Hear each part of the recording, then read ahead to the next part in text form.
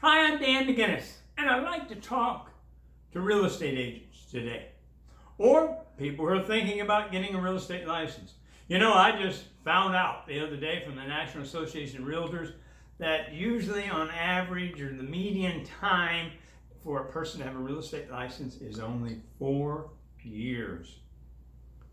Now, I've been in real estate since 1978, and I have the passion, the enthusiasm, the desire, and the drive still today that I had when I first began. But unfortunately, most real estate agents don't have that. But I want to give you 3 examples of 3 particular areas of where you can generate business. Now, you really got to put your mind into this. You got to have the mindset, you got to think about it, and focus on it.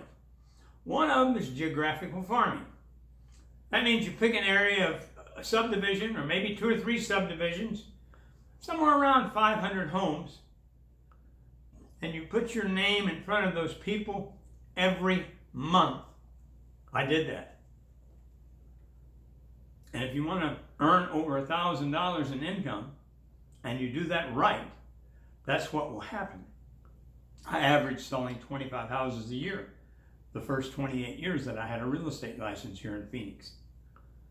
Geographical farming, just becoming friends and getting to know those people, and those people getting to know you.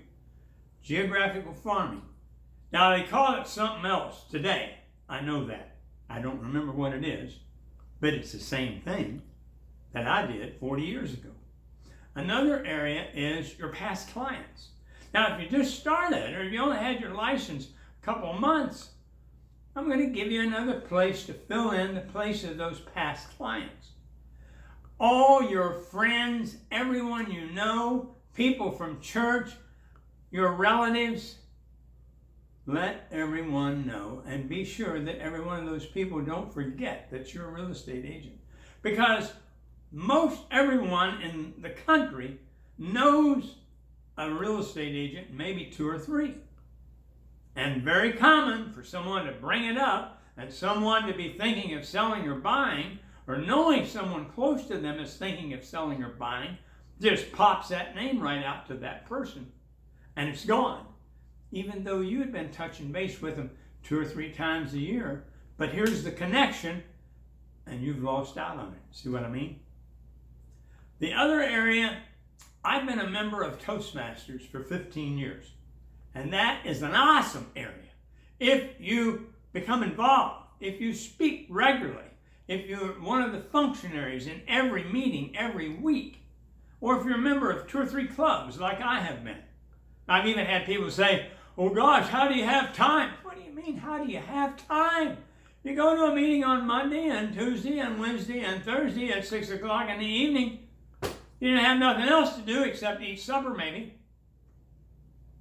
But it took me a while, about 7 years, and then all of a sudden, it was very common that around 50 to 75% of my income was coming from people that were members of Toastmasters. For one thing, I gave a speech, 5 to 7 a minute, and most every speech, something slipped out about me being a real estate agent. I didn't say, who here wants to buy or sell a house? I just let something slip out that something had happened 2 years ago or 6 months ago on a real estate transaction during a little speech, and a person comes up after the meeting and says, I'd like to buy a house. Can you help me?